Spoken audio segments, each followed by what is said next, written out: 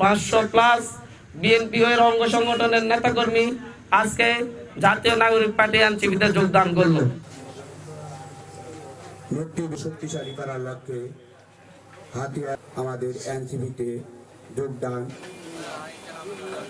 করবে।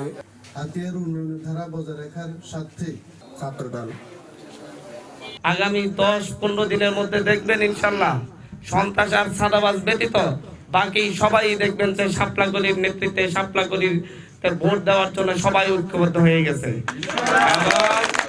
এবং এই ঐক্য হাতিয়ার ইতিহাসে সবচেয়ে বিরল ঘটনা হয়ে দাঁড়াবে।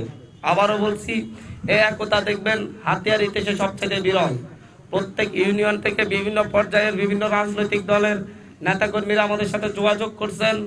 তারা প্রতিদিনই ইনশাল্লাহ প্রতি 2-1 দিন অন্তর অন্তর আমরা এই ধরনের যোগদান অনুষ্ঠান করব এবং তাদেরকে আপনাদের সাথে পরিচয় করায় দেব ইনশাল্লাহ।